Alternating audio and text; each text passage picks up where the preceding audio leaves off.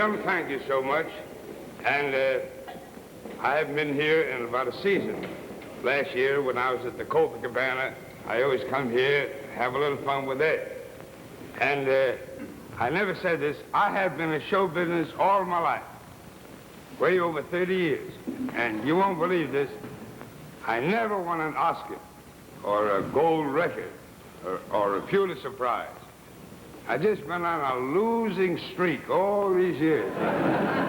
But tomorrow night, and you're invited, I'm finally going to win an award.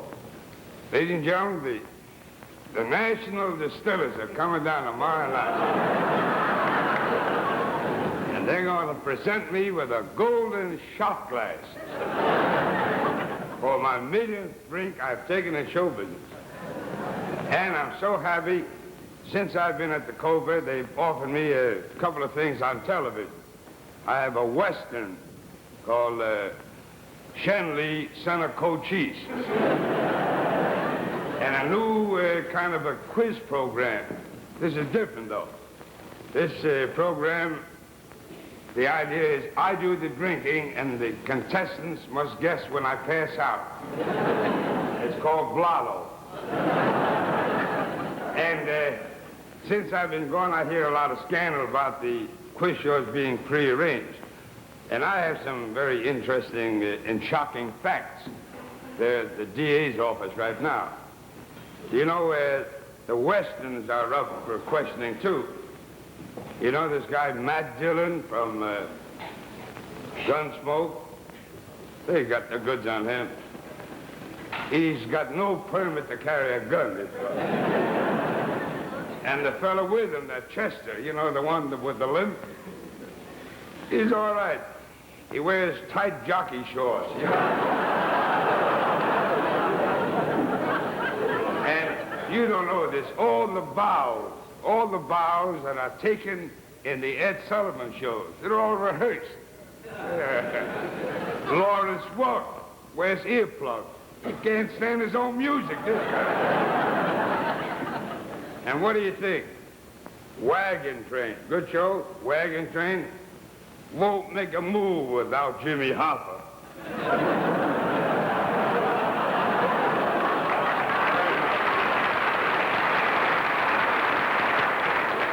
And I got some other news for you. The food used on the Molly Goldberg show, not kosher. I opened up at the Copa last Thursday, and I was sitting playing gin with the boss, Julie Podell, and Ed Morrow, pretty good name. Ed Morrow walked in, and I asked Mr. Morrow if he'd have a drink. He said, "You drink pretty good, don't you?" I said, "If I drank as much as you smoked, I'd have drowned years ago." Puff, puff, puff, you know.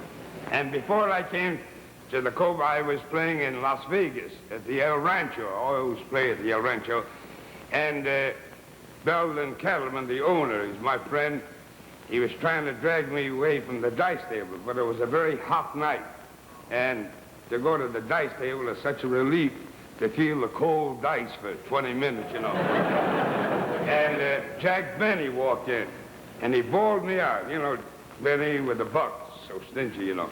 And he said, "Why don't you save your money instead of losing it here? If you save $5,000 a year, save that kind of money for 10 years, at the end of $50,000. Now, in case there comes a depression, you're all set. You got 50 G's. But I tell him he's wrong. Supposing I did say $5,000 a year, and after 10 years I have $50,000. Supposing there's no depression, I'm stuck with a lousy $50,000. Anybody takes me for a damn fool makes no mistake. I hope Bill Paley wasn't listening, that's all. Bill Paley, won't you please go home, Bill?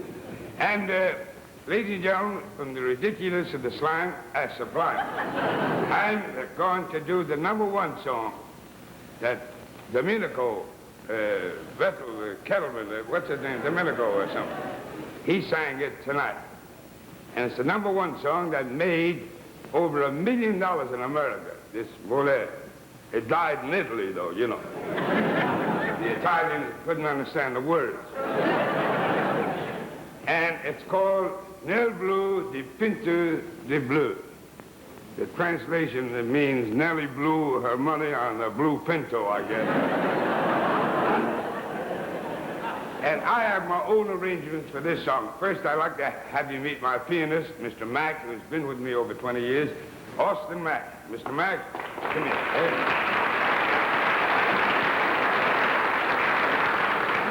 Well, there wasn't too much of a hand for Mr. Mack, but he ain't too crazy about you either. But this'll never sell, I know.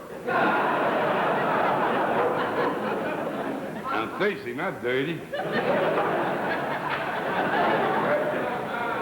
Now, we have a beautiful arrangement, please. The arrangement. You got to have arrangements in this record. I don't care who you hear. Sophie Tucker, Arthur Godfrey, Willie Mays, Liberace, any baritone. I don't care who. Got to have arrangements. Of course, I'm kidding about Sophie Tucker. She's a fine person. Sophie Tucker was the last man to leave the Alamo alive, ladies and gentlemen. And she's a very charitable woman. Did a great job during the war as an entertainer. Then the Confederates captured her, you know that. But when Sophie Tucker sings a ballad, she tears your heart out. In my humble opinion, and I don't wish to appear digitalis or amalgamated, you know. But my opinion, I think Sophie Tucker is the Judy Garland of the Stone Age.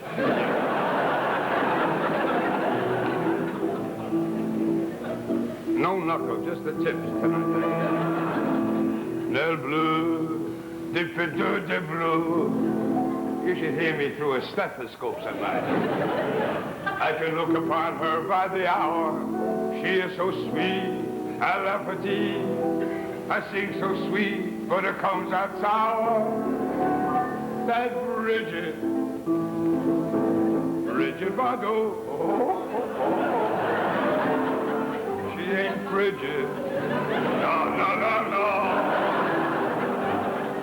Each time I look in her eyes, she makes my temperature rise.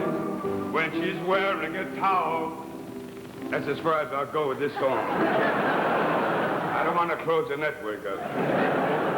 Ladies and gentlemen, thank you very much. I know you have been overworking all night. And we got to go back to the Copa and do a little show. And may I leave you with the famous words of a great American, Chief Justice Abe Moravitz of Chicago, who said, you can lead a horse to water, but if you can teach him to lie on his back and float, then you got something.